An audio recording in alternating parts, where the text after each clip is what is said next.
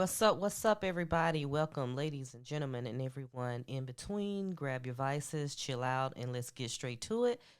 This is episode 39 of Straightforward with Miss B, and today I am coming to you on a solo mission. Yes, AG, I guess co-host will not be here today.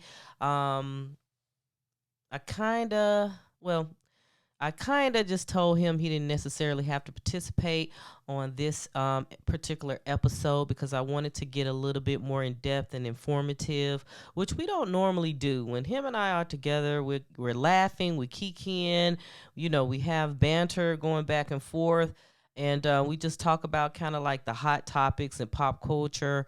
So we don't really dive into, I guess, too much information and get educational on this podcast.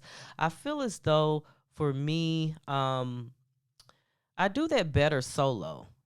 And I'm kind of like testing things out. So hopefully you guys really do, like this episode. Hopefully you don't consider it boring. I don't think it's boring because of, the things that's been happening around us. I just want everybody to kind of take a broader look at things and, just hear my perspective on it. And hopefully, ooh, excuse me, hopefully, people leave from this podcast learning something they didn't know, you know what I mean? So this is what we're gonna do. And all of a sudden my allergies are fucking with me. I don't know what's going on. Hold on 1 second.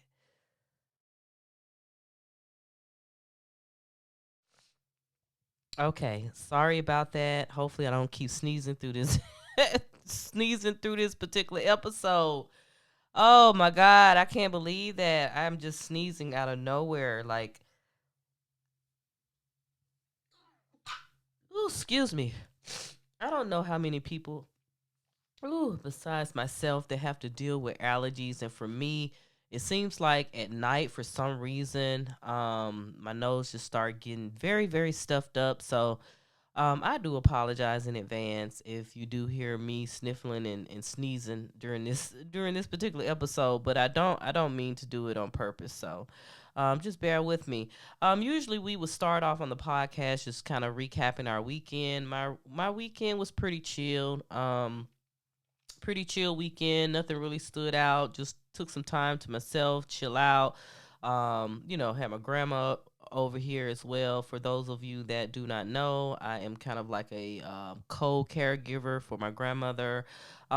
She's my best friend, so anytime that I could be there for her, and cause she kind of needs 24-hour care. So, I definitely have to make a lot some time to her to make sure she's cool. So that's kind of what I did over the weekend. Outside of that, Sunday, I don't know how many of you guys tuned in to the YouTube group chat live on Sunday.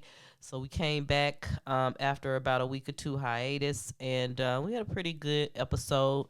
If you haven't checked that out, you can go to Straightforward with Ms.B on YouTube and check out the latest episode. I believe we are 10 episodes in as far as the group chat live, and we get real kind of wild and crazy on that. So definitely tune in. You can always come up, talk with us, chat about some of the hot topics, and or just leave comments, come to the chat room, whatever, just engage with us. We're welcoming people. So definitely check us out on that. But one thing we did talk about on Sunday was Kanye West. Everybody, knows that he's kind of been in the news. He's been making his rounds, whether it's on social media or off social media, on various news outlets. He's been making his rounds, and over the weekend, one particular interview that was done by the Drink Champs podcast, which airs on Revolt. For those of you that's not familiar with that podcast, it's hosted by DJ EFN, and also former hip hop artist Noriega. Most people call him Nori. And it's a pretty. I like Drink Champs. Every now and then I tune into it if there's gonna be an artist on there that they're interviewing that I'm, you know, familiar with and interested in hearing, kind of hearing their story. It's a real very chilled, smoking, drinking environment. They get pretty drunk on the show.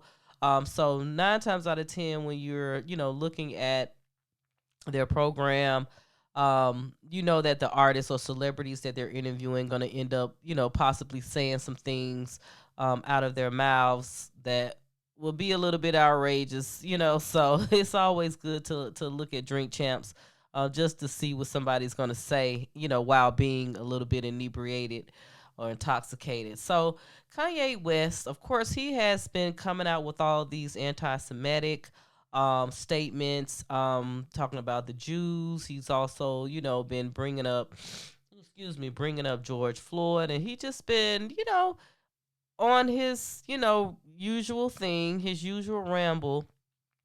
Um, and for me, one thing I kind of took away from it, from this interview, and it got me to thinking, which inspired this particular episode of my podcast, was the topic of freedom of speech, right? It is clear that many people do not necessarily understand what that entails, how to use it, where it derived from, and how it can negatively affect, the fellow man, you and I. So I wanted to use this opportunity to kind of break it down a little bit, for the listeners out there and for individuals who may have some kind of idea of what it means to have freedom of speech, but do not necessarily understand, the various caveats to it or limitations to it, because there are limitations to it. And as we can see, and I'll further explain later on, how, there has been a lot of consequences behind, people utilizing their freedom of speech and free speech in general. So give me 1 second. I gotta make sure. I have to make sure my nose and everything is you know. I don't want to be dripping snot out my nose or anything like that. And while I'm talking, that just will not be cute. Not be cute at all. All right. So, from a historical standpoint, let's get into it. So, ancient Greeks, they're the ones that actually coined the term in Greek literature. And this actually happened around the end of the 5th century BC, which is BC stands for before Christ. The term is from ancient Greek word called parrhesia, Parrhesia, which you and I, we can define it as being quote unquote free speech. So parrhesia means free speech. Later on, down the line, some years later, it was adopted. It was adopted during the French Revolution in 1789 as the Declaration of the Rights of Man and the Citizen. That is what the rich, I mean, not the rich, the French adopted it as far as their government and their constitution. And then a couple of later years after that, in 1791, free speech was then featured in the First Amendment to the United States Constitution. And within that First Amendment, many of us know, I mean, all of us, I'm sure, that's listening to this podcast has had an education. All schools that I know of, as far as me, I go, I believe ever since elementary school, I believe I've been learning about the Constitution. The Constitution and the amendments. Everybody should, definitely be familiar with that. But the Constitution and the First Amendment itself also included, along with freedom of speech, the freedom of press, freedom of religion, and the right to assemble. Okay? The First Amendment: Congress shall make no law respecting an establishment of religion or prohibiting the free exercise thereof, or abridging the freedom of speech or of the press, or the right of the people peaceably to assemble and to petition the government for a redress of grievances. I pulled that from Google. All right. Freedom of speech as well is one of the core pillars upholding the democratic process, and protecting it is essential if we want to live in a society that is fair and equal for everyone. Failing to do that weakens democracy. All right? But with this freedom of speech, which is in the Constitution, that for some reason everybody just automatically believes I got the right to say what I want, right? At any given moment, any given time. But that's not true. There's limitations. There's limitations that comes with this, right? So to break it down, there are limitations to freedom of speech, okay? And with those limitations, there are incitement, defamation, fraud, obscenity, child pornography, fighting words, and also threats, right? And some of those limitations, can be vague. And that's where oftentimes you may see people having to go to court, and kind of justify and really, lay out how somebody defamed them, or, what were the actual threats made, what were their actual, obscenities, the actual fraud that was done. And that's when you have to go to court for something like that, or you on trial for something of that nature, and this comes into play. That's when you learn how it's kind of broken down, how it could be vague, and they kind of leave it vague in a sense, I think, in order to,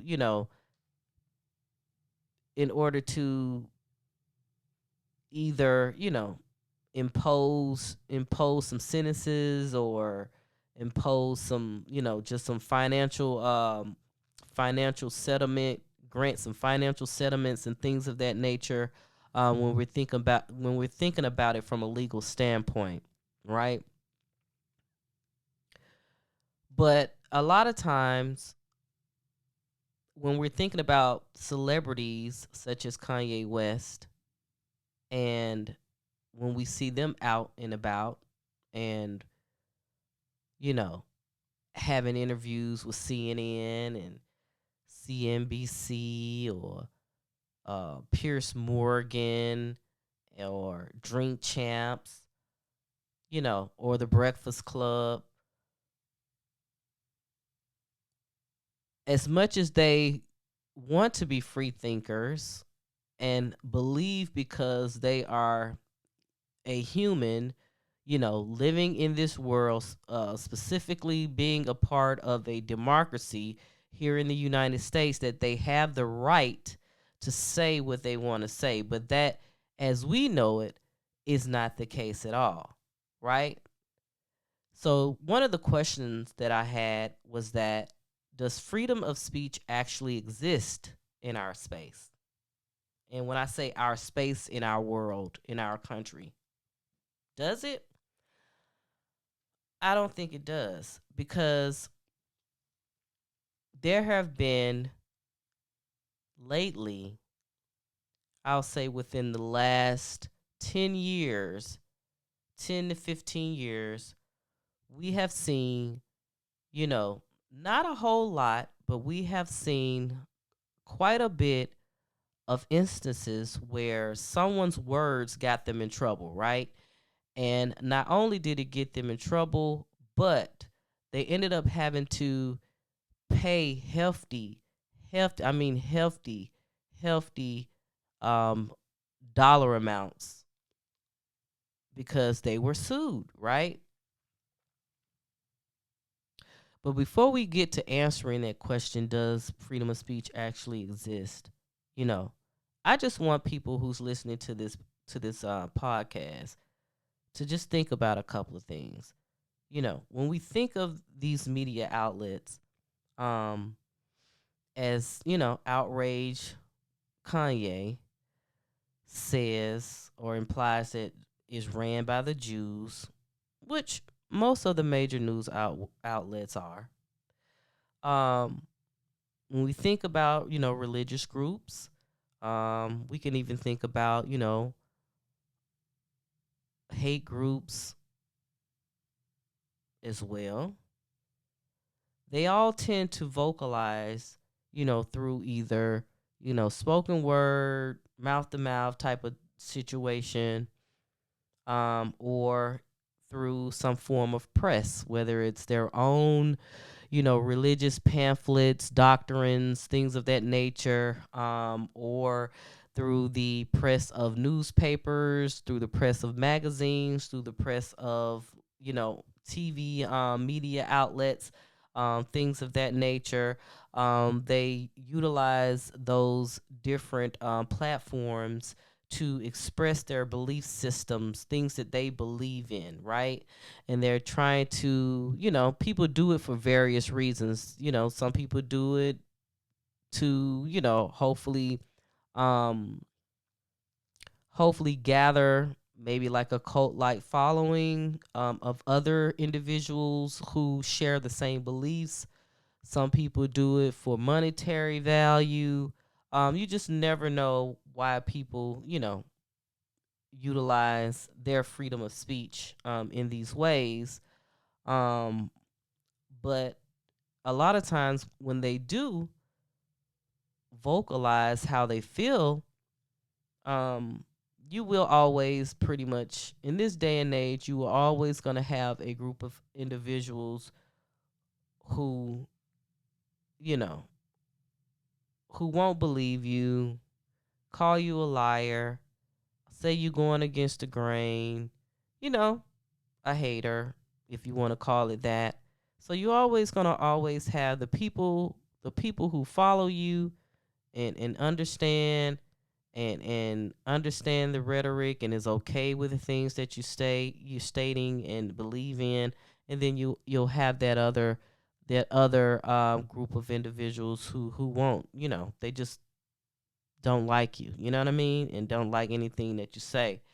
Um, but but when we think of freedom of speech in that capacity, and if it does really exist, we also have to think about, like I said, television. A lot of, a lot of, I call them the man, if you know what I mean. When I say the man, I wouldn't necessarily call them Jews. They may be the Jews that own all of these big corporations, especially in the media world. But even then, there is a level of censorship as well. We always hear about the FCC, and they, censor um, different things that happen in TV programming. So, even with that in mind, you can understand why, you know, freedom of speech is not really freedom of speech in this country at all, right? Right. So, if we know that whatever our belief system is, whatever the words that we're trying to get out here in the public and for people to understand, or not even understand, just listen to me, listen to Kanye, or whoever else is speaking out. um we have to understand the type of world that we live in, and understand that there are caveats to how free of speech that we can use. You're right. You know what I'm saying? And a lot of times, you and I, who just might go to church and may say a few words in church, or you and I that may just go to the beauty salon or barbershop and we talking amongst our group of friends. It could be, even in a crowd of people, 100 people, 200 people. I'm not, we not talking small fry stuff here, right?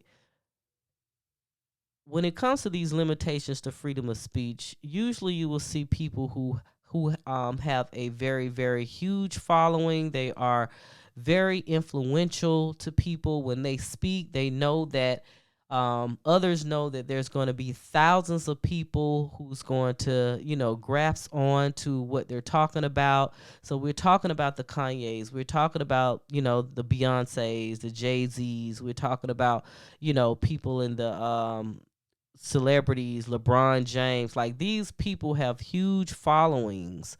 So with that, although they may believe that we live in a country to where we should be able to say whatever it is that we want to say,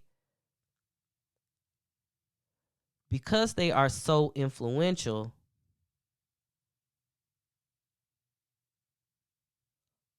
whenever something negative happens, it's going to come on them tenfold. They're going to suffer major consequences.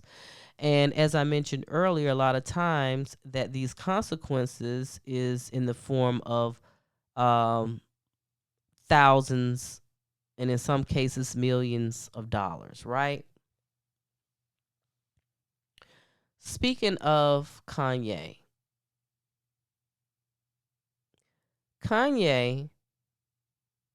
after the statement that he made on the Drink Champs interview, in which, of course, he talked about the Jews, he talked about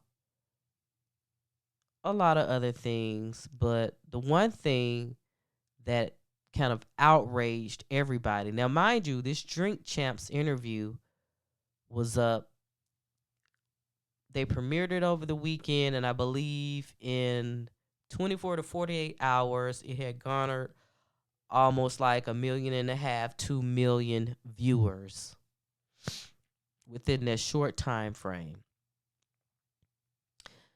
And in their interview, what outraged everybody was Kanye's statements in regards to George Floyd. He just blatantly just stated that George Floyd died of fentanyl and not by the um, bodily pressure, um, with the cop's knee being on his neck. Now, everybody that has some sense, everybody who followed the George Floyd murder trial, knows that the individuals was found guilty of a crime. The medical examiner, they had so many medical experts in the trial that all confirmed that fentanyl was not the cause of death for George Floyd. In fact, it was a lack of oxygen by all of the bodily pressure from the law enforcement officer's knee being on his neck. So for Kanye to just straight up state that bold face ass lie, on the Drink Champs interview, and millions of viewers saw it. Someone, probably every family member that George Floyd had, contacted the immediate family about what was said. And now Kanye is being sued by the daughter of George Floyd, and I believe her attorneys, for a whopping $250 million. As I stated, the statements made by Kanye, it defamed Floyd, Mr. Floyd.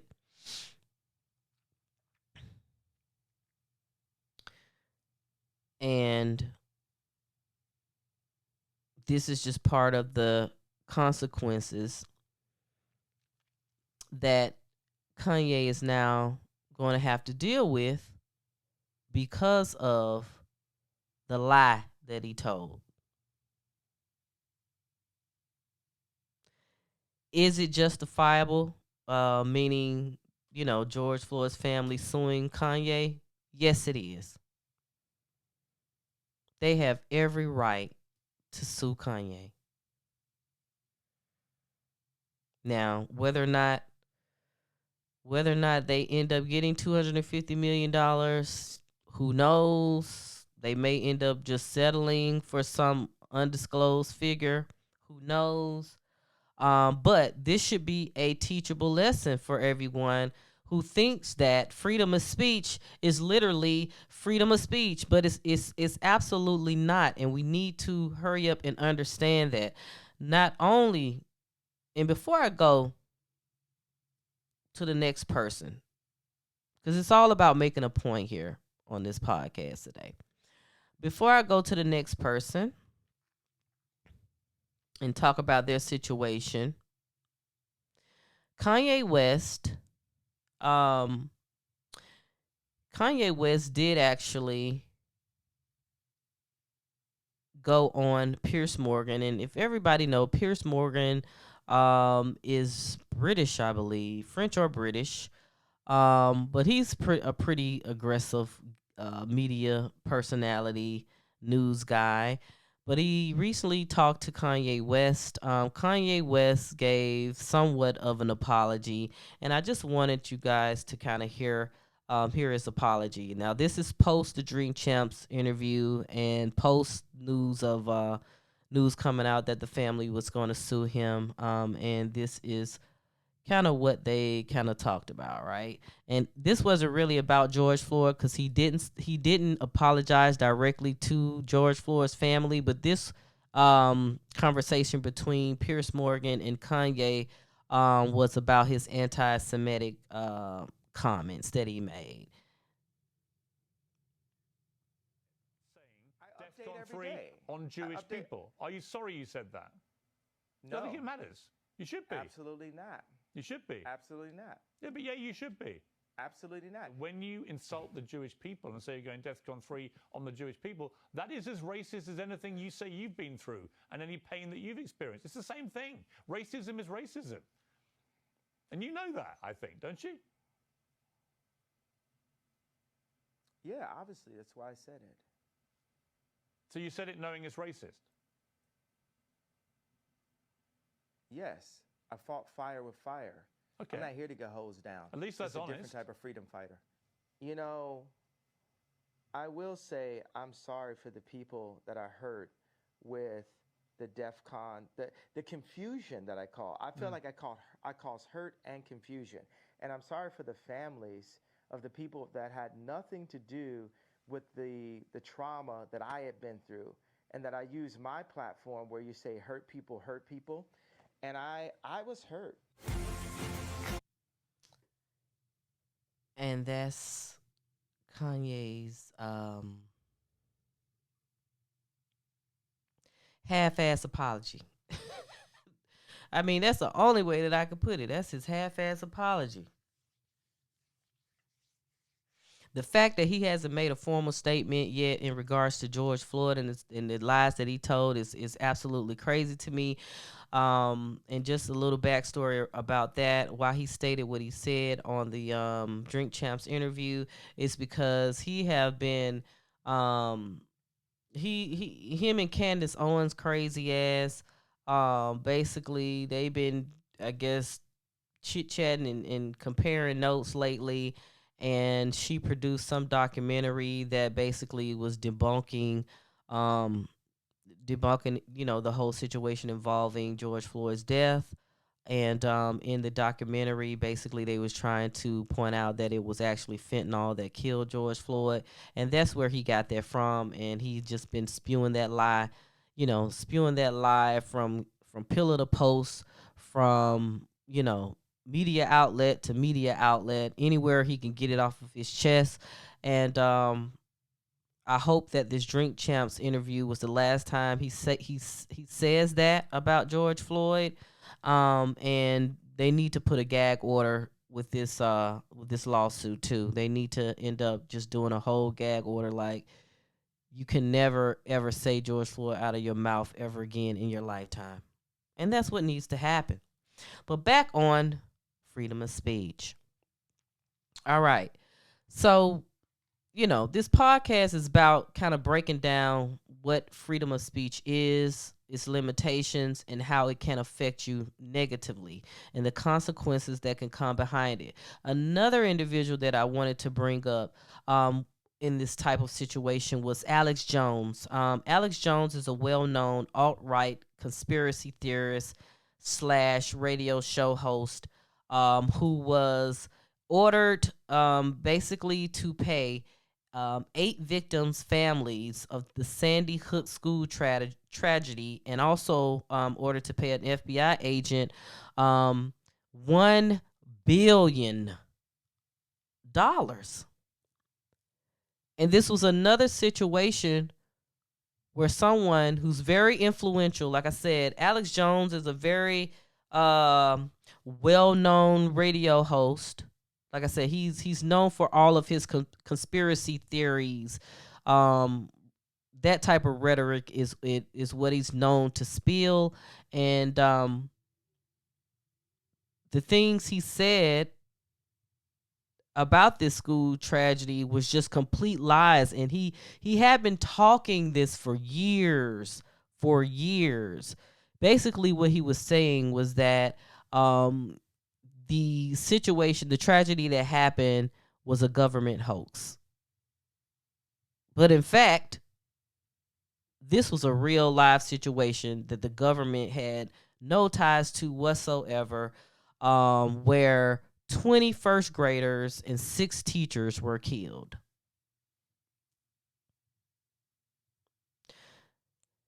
And this tragedy actually happened in 2012 in Newtown, Connecticut. And the families and their lawyers, like I said, they sued his ass. And they won $1 billion in damages. I think it was actually 965 million was the total, but you just round it up to $1 billion. And there were, let me see, I'm just pulling up the article here, the New York Times.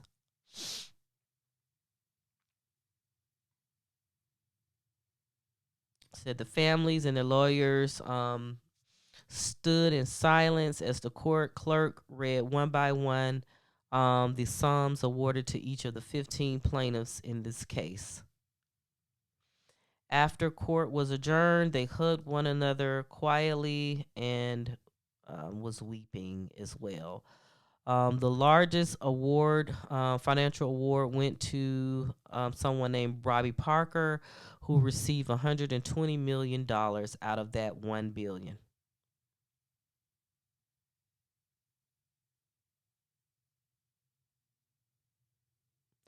Now, the crazy thing about this situation is Mr. Jones was spreading these lies year after year after year after year, and he just kept kept just digging a hole, because he had his own platform. Like I said, he had his own little podcast, radio show platform, and therefore he, thought he had the power and the ability to just say what he wanted to say. And like I said, that does not work in today's day and age. It does not work. There's no such thing as freedom of speech to that extent. You have consequences. Another situation similar, let's talk about when we think about black culture. We think about Cardi B, who sued YouTuber Tasha K because Tasha K was spewing lies about Cardi B online and was profiting off of those lies on her YouTube channel, making video after video after video, talked about Cardi's health status, talked about a child, just all kind of shit. And Tasha K was awarded, not Tasha K awarded, but she was ordered, she lost in court, and she was ordered to pay Cardi B $4 million. Then we hear about, Tasha K moving her money to Africa because her husband is African. So, it was some word on the street that she was moving to Africa, or moved her finances to Africa, and just trying to hide the money, probably to some offshore accounts and things of that nature. Either way, I think recently the judge basically stated, hey, you got to pay Cardi B her money. Like, we won't even allow you to appeal the decision without you getting a $4 million bond. So she absolutely have to have the money in hand, at least in the form of a bond, before she could even think of filing an appeal to her guilty verdict. Another person I wanted to bring up, and mind you, Tasha K in the YouTube world, black YouTube world, is, we consider her as to be influential. She's kind of went viral here and there. She has about, I believe, 1 million subscribers. So again, another person that has a huge following, they believe that they're in this space where they can say and do what they want, but in actuality, that's not the case. Former pro wrestler, if you guys remember this situation, Hulk Hogan. Hulk Hogan sued a media outlet. Now, mind you, he didn't sue one particular individual. He sued the entire media publication. The publication was Gawker, Gawker, and they are, no longer in business under that name at all. But Hulk Hogan, he was actually awarded $140 million judgment after he sued Gawker Media Outlet for leaking a video of him having sex and using racist language. Hogan ultimately settled for $31 million, and then Gawker didn't really have a choice but to file for bankruptcy in 2016, and they ceased operations of the Gawker Media platform.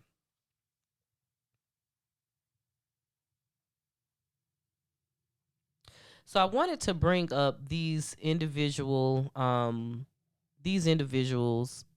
in these separate incidents, just to paint a picture of how freedom of speech is not so free. It's not free.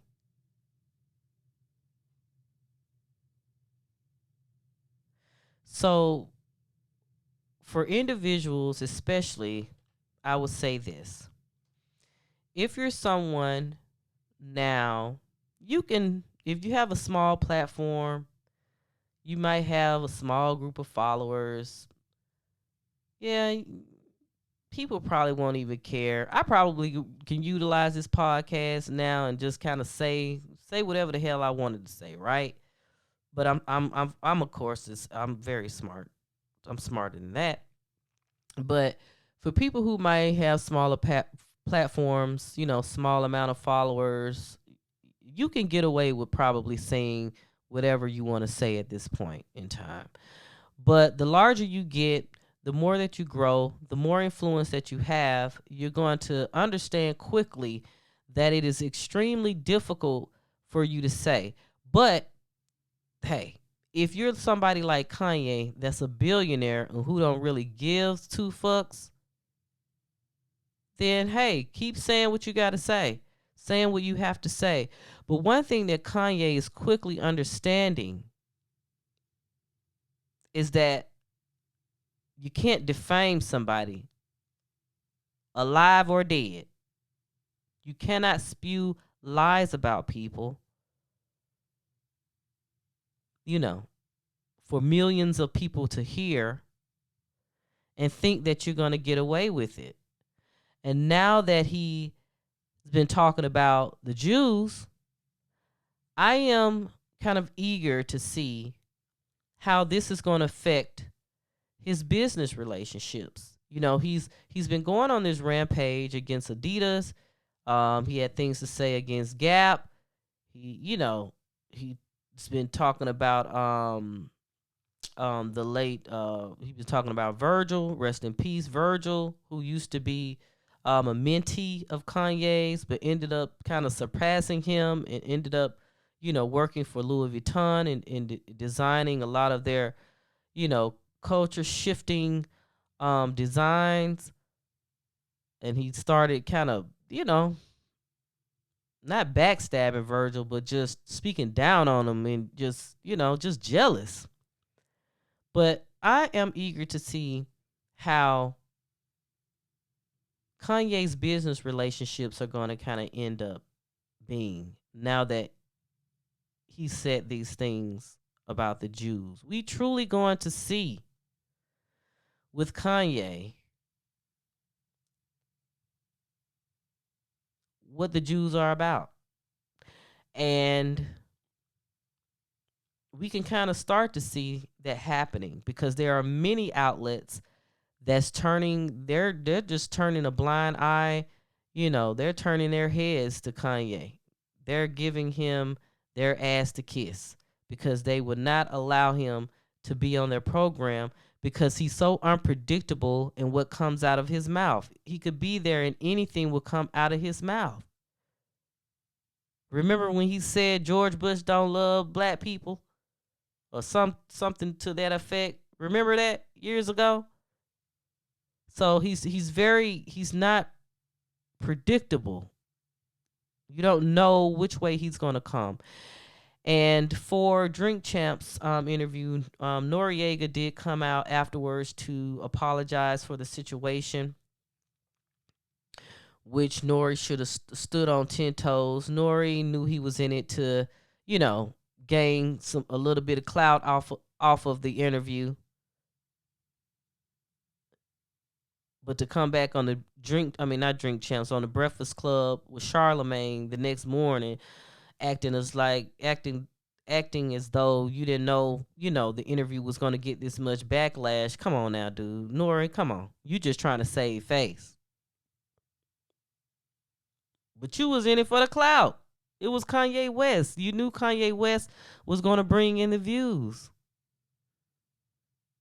So it's like you both used each other. He used your platform because he knew you was nice. He knew it was a laid back platform. He knew that if anybody's going to let me on to speak, it's going to be Noriega and Drink Champs. So he utilized your platform to say what he wanted to say. And he spoke most of the time. Noriega didn't ask no questions at all, pretty much. And on the flip side, Nora used them for the views, clicks and the views. So whatever happens, just happens, to them in this case. But before I go, I just want everybody to understand that although it's in our Constitution, specifically here in the United States, that we have freedom of speech and we are protected under the First Amendment, that we as people still need to be cognizant, extremely cognizant of the words that come out of our mouth. We got to understand. You know how people say you got to be able to read the room? You need to be able to read the room. Learn how to do that. Learn the spaces that you're in. Understand who you're around at the moment. Understand who your words are going to be projected to. And, understand who your audience is, who your demographic is. Think about the pros and the cons. Like, what will happen if I said this? Or what will happen if I don't say this? People need to really think about things before they open up their mouths, because you do not want to suffer any consequences. And if you don't have the money, you damn sure don't want to be sued. Okay? So, anyway, I appreciate everybody who tunes in to Straightforward with Ms.B. Continue to support me. There will be many more solo podcasts, but like I said, AG, he'll be back on. I just got to figure out, when. But don't forget, we on all streaming platforms. Definitely subscribe and follow us, as well as on social media. Straightforward with we're Straightforward Ms.B on social media. And until next time, peace out.